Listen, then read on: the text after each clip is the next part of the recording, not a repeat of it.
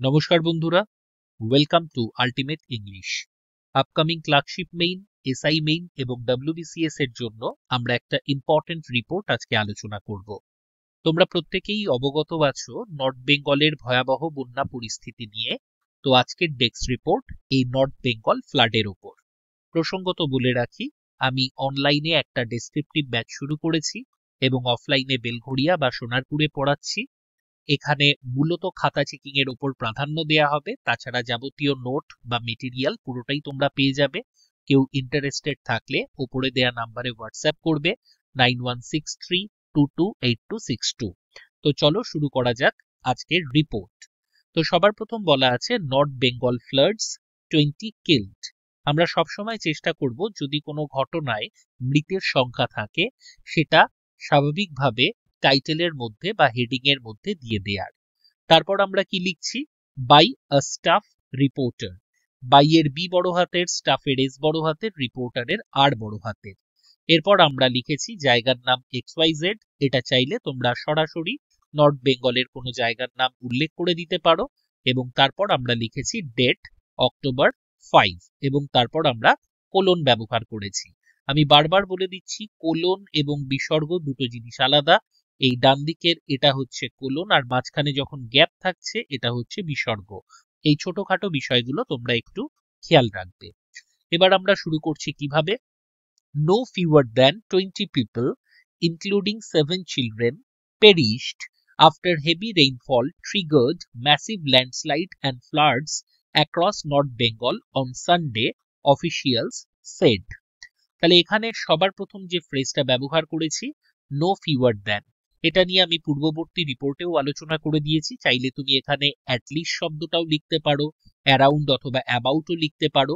No fewer than তুলনামূলক ছেলেমেয়েরা কম ব্যবহার করে, কিন্তু অ্যাডজেক্টিভে আমরা নো লেস দ্যান এবং নো ফিওয়ার দ্যান এই দুটোর পার্থক্য শিখেছি।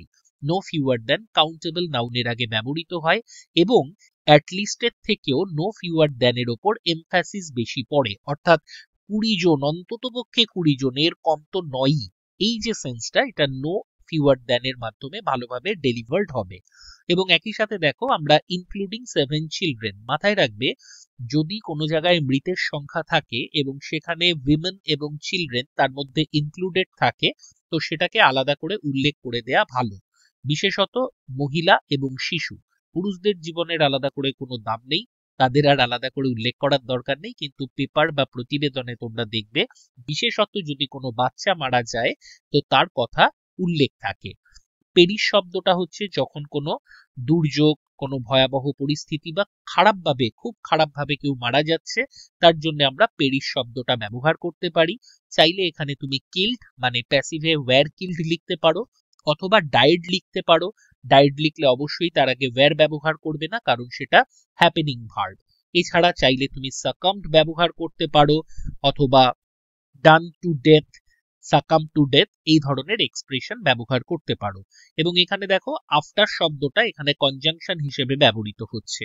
তাহলে অন্ততপক্ষে 20 জন মানুষ, যার মধ্যে 7 জন বাচ্চা রয়েছে, তারা খুব খারাপভাবে মারা গেলেন। আফটার কিসের পরে? Heavy rainfall triggered. ট্রিগার্ড হচ্ছে কোনো কিছুকে বাড়িয়ে দিচ্ছে বা কোনো কিছুর কারণ হয়ে দাঁড়াচ্ছে। তাহলে এই হেভি রেইনফল কিসের কারণ হয়ে দাঁড়াচ্ছে? Massive landslide and floods. বিশেষত নর্থ বেঙ্গলের যে সমস্ত হিলি রিজিয়ান আছে সেখানে কিন্তু এই সময় ভূমিধস নামে। তো আমি এই কারণে ল্যান্ডস্লাইডের কথা উল্লেখ করেছি across north Bengal on Sunday. এইবার প্রশ্ন হচ্ছে, আমি প্রিভিয়াস যে সমস্ত রিপোর্ট লিখিয়েছি সেখানে জায়গার নাম উল্লেখ করিনি, তাহলে এটাই আমি করলাম কেন? বলে দিই, যদি তোমাকে মেনশন করে দেয়াই থাকে যে north Bengal flood, Malda flood, সেক্ষেত্রে তুমি নর্থ বেঙ্গল বা মালদা উল্লেখ করতে পারো। কিন্তু এরকম একটা সিচুয়েশন ভাবো, তোমাকে নর্থ বেঙ্গল উল্লেখ করে দিল না বা মালদা ফ্লাডস উল্লেখ করে দিল না, সেক্ষেত্রে কিন্তু তুমি XYZ লিখবে। তো সেক্ষেত্রে এখানেও যেমন XYZ থাকবে, এখানেও নর্থ বেঙ্গলের জায়গায় XYZ ব্যবহার করবে। এবার লাস্টে কি লিখেছি? Official said. অফিসিয়াল সেইড এগুলো না খুব ছোট ছোট রিপোর্টের টার্মিনোলজি বা ফ্রেজ, যেগুলো ব্যবহার করলে লেখার মাধুর্য বাড়ে বা লেখাটাকে তোমার অনেক বেশি অ্যাপ্রোপ্রিয়েট মনে হয়। কেন? তার কারণ হচ্ছে এই যে ফার্স্ট প্যারাগ্রাফ, এটা তো থাকে হচ্ছে রিপোর্টারের ভাষ্য, তাহলে সে তো নিশ্চয়ই এই ঘটনা যখন ঘটছে সেই মুহূর্তে সেইখানে উপস্থিত নেই, তাহলে সে বিভিন্ন সরকারি সূত্র অনুযায়ী বা বেসরকারি সূত্র অনুযায়ী এই খবরগুলো আহরণ করছে। তো সেই কারণে আমরা অফিসিয়াল সেইড এই শব্দটাকে ব্যবহার করলাম। চাইলে এর পরিবর্তে মাঝখানে তুমি reportedly, as per report, according to sources এই শব্দগুলো ব্যবহার করতে পারো। তাহলে দ্বিতীয় লাইন কি বলছে? The flood situation in several districts has remained grave for 3 to 4 days। অর্থাৎ ফ্লাড সিচুয়েশন, এখানে আর আমরা ফ্লাডস লিখলাম না, এখানে সিচুয়েশন যেহেতু হেড নাউন তাই জন্য তার মডিফায়ার হিসেবে যখন ফ্লাডকে ব্যবহার করছি তার সাথে কখনো এস যোগ করব না। মাথায় রাখবে, এটাকে অনেকে এইভাবেও পড়ো যে এইটা হচ্ছে নাউন, এটা হচ্ছে অ্যাডজেক্টিভ, তাই তার সাথে এস হয়নি। অ্যাকচুয়ালি এই ফ্লাড শব্দটা অ্যাডজেক্টিভ নয়, এটাও নাউন, এটাকে বলা হয় মডিফায়ার। এবং এই যে সিচুয়েশন, এটা হচ্ছে তোমার হেড নাউন, বইতে লেখা থাকে হেড নাউন। এই টার্মটা যদি না জানো তোমরা মেইন নাউন ভাবতে পারো।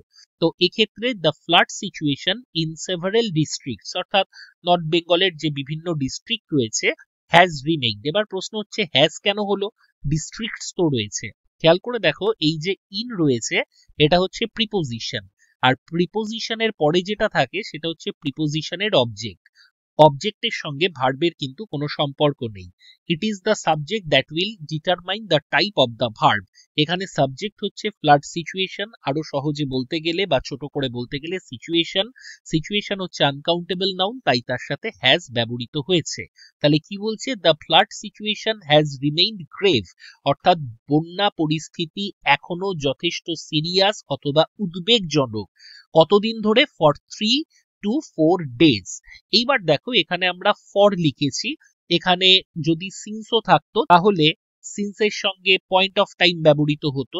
তো অনেক ছাত্রছাত্রীর ধারণা আছে ফর প্লাস টাইম বা সিন্স প্লাস টাইম এটার সাথে পারফেক্ট কন্টিনিউয়াস টেন্সই ব্যবহার করতে হয়।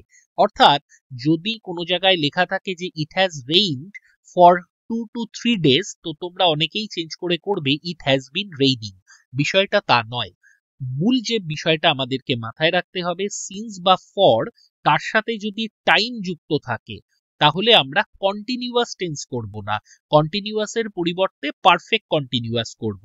আদারওয়াইজ সিন্স প্লাস টাইম বা ফর প্লাস টাইমের সঙ্গে আমরা পারফেক্ট টেন্সও করতে পারি, আমরা ইনডিফিনিট বা সিম্পল টেন্সও ব্যবহার করতে পারি, শুধুমাত্র কন্টিনিউয়াস করতে পারবো না। কন্টিনিউয়াস থাকলে সেটা পারফেক্ট কন্টিনিউয়াস হবে। তাহলে এখানে has remained for 3 to 4 days, ঠিক আছে, এটাকে চেঞ্জ করার দরকার নেই যে হ্যাজ বিন রিমেইনিং, এটা করার দরকার নেই। এমনিতেও এই যে রিমেইন শব্দটা এটা স্টেটিভ ভার্বের মতো কাজ করে। এরপর আমরা কি বলছি? অ্যাজ আ রেজাল্ট, অর্থাৎ 3-4 দিন ধরে জল আটকে আছে, এর ফলে কি হবে? এর পরিণতি স্বরূপ several thousand people have been left surrounded by water, lacking food and clean drinking water। তার মানে এর পরিণতি স্বরূপ several thousand people মানে হাজার হাজার মানুষ, চাইলে এখানে thousands of people ব্যবহার করতে পারতে। এবার পিপল হচ্ছে তোমার প্লুরাল নাউন, তোমরা জানো people, peasantry, Cavalry, clergy, infantry, folk এই শব্দগুলোর লাস্টে এস না থাকা সত্ত্বেও এরা প্লুরাল হিসেবেই ব্যবহৃত হয়। পিপল কি একজন? না, জনগণ, মানে একের বেশি। তো যেহেতু সাবজেক্ট প্লুরাল তাই জন্য আমরা হ্যাভ ব্যবহার করেছি। তাহলে হ্যাভ বিন লেফট সারাউন্ডেড, এখানে চাইলে লেফটের পরিবর্তে রেন্ডার্ড শব্দটাও ব্যবহার করতে পারতে। তাহলে হাজার হাজার মানুষ কি অবস্থায় রয়েছে? জলমগ্ন অবস্থায় রয়েছে। আচ্ছা, এই জলের মধ্যে আটকে থাকার জন্য একটা খুব ভালো শব্দ আছে, মারুন্ড। মারুন্ড মানে হচ্ছে কোনো একটা দ্বীপে গিয়ে তুমি আটকে আছো, চারদিকে জল। তো চাইলে কোনো ক্ষেত্রে এই প্যাসেজে তোমরা মারুন্ড শব্দটাকেও ব্যবহার করতে পারো। তো বলা হচ্ছে হাজার হাজার মানুষ এর পরিণতি স্বরূপ জলমগ্ন হয়ে বা জলের দ্বারা আটকে রয়েছে। ল্যাকিং, তাদের কিসের কিসের অভাব হচ্ছে? Food and clean drinking water, অর্থাৎ পরিশ্রুত পানীয় জলের যে অভাব সেইটা তারা ফেস করছে। একটা বিখ্যাত কোটেশন আছে, water water everywhere but not a drop to drink, মানে চারিদিকে তোমার জল কিন্তু পানীয় জল নেই। তো এক্ষেত্রেও সিচুয়েশনটা সেই রকম, চারিদিকে জলমগ্ন হয়ে থাকা সত্ত্বেও পানীয় জল, পরিশ্রুত পানীয় জল অথবা খাদ্য কোনোটাই তারা পাচ্ছে না। এইবার আসবো হচ্ছে আমরা সেকেন্ড প্যারাগ্রাফ। তোমরা জানো সেকেন্ড প্যারাগ্রাফটা হচ্ছে সোর্স, অর্থাৎ ফার্স্ট প্যারাগ্রাফ হচ্ছে রিপোর্টারের বক্তব্য। এই রিপোর্টার কার কাছ থেকে খবরটা পেল, এই সোর্সের জন্য আমরা সেকেন্ড প্যারাগ্রাফটা ব্যবহার করি।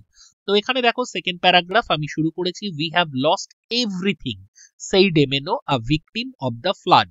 খেয়াল করে দেখো এইখানে যে কোটেশনটা আমরা ব্যবহার করেছি এটা কিন্তু আমরা রিপোর্টেড স্পিচ আগে দিয়েছি।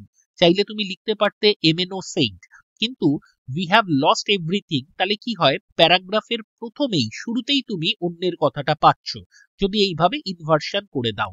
এবং যেহেতু এখানে নাউন আছে এক্ষেত্রে কিন্তু ভার্বটা আগে বসবে, এটা আমরা প্রিভিয়াস ক্লাসগুলোতে বারবার আলোচনা করেছি। অর্থাৎ এখানে এমএনও সেইড না লিখে কি লিখলাম, said MnO a victim of the flood.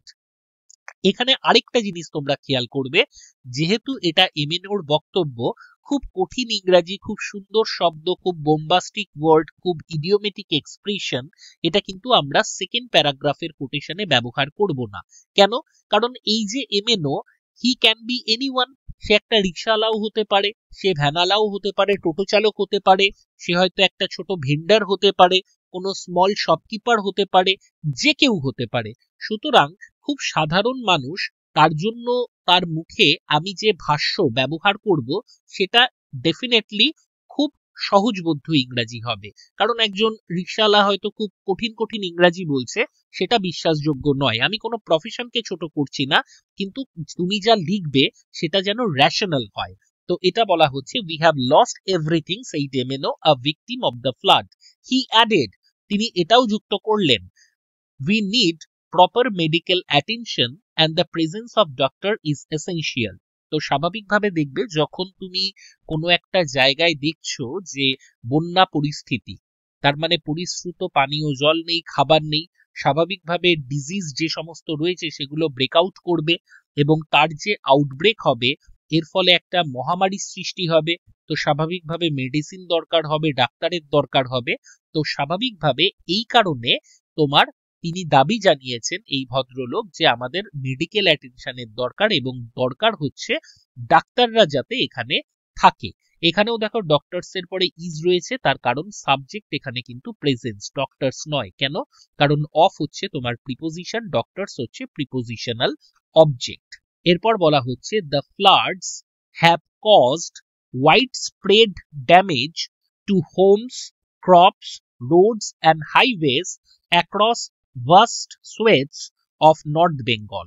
এখানে দুই একটা জিনিস আমরা উল্লেখ করব। একটা জায়গায় যদি বন্যা হয় শুধুমাত্র যে মানুষ ক্ষতিগ্রস্ত হয় তা তো না, তার বাড়িঘর ক্ষতিগ্রস্ত হয়, যে সমস্ত শস্য রয়েছে তার ক্ষতি হয়, স্বাভাবিকভাবে রোড সেটাও ক্ষতিগ্রস্ত হয়, হাইওয়েজ যেটা রয়েছে, কারণ এই হাইওয়েজ এর মাধ্যমেই তো ত্রাণ এসে পৌঁছবে, তাহলে সবকিছুই কিন্তু ক্ষতিগ্রস্ত হচ্ছে। অ্যাক্রস ভাস্ট সোয়েটস, এখানে একটা ইম্পর্টেন্ট শব্দ তোমরা পাচ্ছ, সেটা হচ্ছে সোয়েটস। সোয়েটস বলতে বোঝায় যেটা বিভিন্ন ক্ষেত্র বা এরিয়া। সোয়েটস বলতে সহজে ভাবতে পারো এরিয়া বা এরিয়াস, অর্থাৎ নর্থ বেঙ্গলের বিস্তীর্ণ এরিয়া এবং সেখানে যে সমস্ত হাইওয়ে অথবা রোড অথবা শস্য অথবা বাড়িঘর রয়েছে সেটা বিপুলভাবে ক্ষতিগ্রস্ত হয়েছে। ওয়াইড স্প্রেড মানে যেটা বহু দূর পর্যন্ত বিস্তৃত বা বহুধা বিস্তৃত যাকে বলা হয়। এরপর কি বলা হচ্ছে, flood waters pouring through villages have rendered nearly 500,000 people homeless. সবার প্রথম দেখো এখানে আমরা ওয়াটার নয় ওয়াটার্স ব্যবহার করেছি। ওয়াটার মানে হচ্ছে জল, আর জমা জলের জন্য আমরা ওয়াটার্স ব্যবহার করি। তোমরা নাউন চ্যাপ্টারে পড়েছো ওয়াটার্স মানে রিভার অথবা সি অথবা ওশান অথবা ওয়াটার বডিকে বোঝায়। তো এখানে তো আর শুধু জলকে আমি বোঝাচ্ছি না, জমা জল তার মানে কি চারিদিকটা জলমগ্ন, এই কারণে ফ্লাড ওয়াটার্স ব্যবহৃত হয়েছে। আর এখানে যে পোরিং শব্দটা ব্যবহৃত হয়েছে এটা হচ্ছে প্রেজেন্ট পার্টিসিপল। সাইমালটেনিয়াস অ্যাকশনের ক্ষেত্রে আমরা আইএনজি যোগ করতে পারি ভার্বের সঙ্গে to make it an adjective. Simultaneous action মানে দুটো ঘটনা যদি একসাথে ঘটে। এটাকে যদি তুমি ক্লজ করে লিখতে চাও তাহলে flood waters that were pouring through villages বা that are pouring through villages. তাহলে এটা কি করেছে, হ্যাভ রেন্ডার্ড নিয়ারলি 500,000, মানে 1 মিলিয়নের অর্ধেক, মানে 500,000 মানুষকে হোমলেস করে দিয়েছে। এবং এখানে নিয়ারলি শব্দটা আমরা অ্যাড করেছি। এবার কারুর যদি মনে হয় যে মিলিয়ন শব্দটা একটু বেশি হয়ে যাচ্ছে, তাহলে তোমরা ল্যাক করে দিও, কোনো অসুবিধা নেই। এরপর কি বলছে, উইথ রাইজিং ওয়াটার লেভেলস, অর্থাৎ এই যে জল এবং তার যে লেভেল, এটা যখন বাড়ছে তার সঙ্গে সঙ্গে animals are rushing to higher areas. তাহলে দেখো, শুধুমাত্র বাড়িঘর মানুষজন এসবের ক্ষতি তো নয়, সব থেকে বেশি ক্ষতি কাদের হয়, যারা হচ্ছে ক্রিয়েচার, অ্যানিমালস।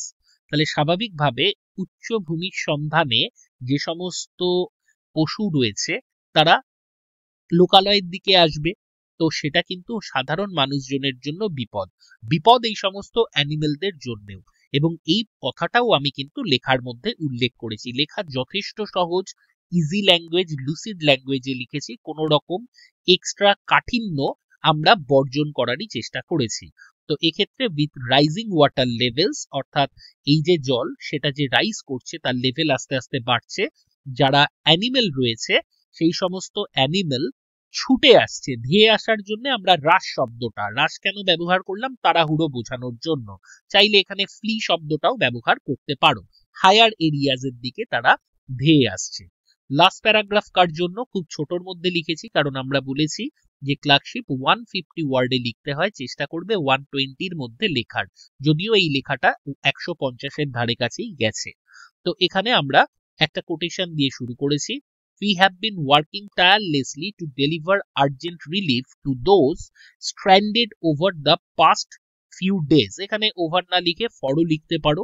অর্থাৎ গত কয়েকদিন ধরে যে সমস্ত মানুষ স্ট্র্যান্ডেড বা আটকে রয়েছে তাদের কাছে আমরা চেষ্টা করছি রিলিফ অথবা ত্রাণ পৌঁছে দেওয়ার। এবং উই হ্যাভ বিন ওয়ার্কিং, আমরা তার জন্য লাগাতার কাজ করে যাচ্ছি।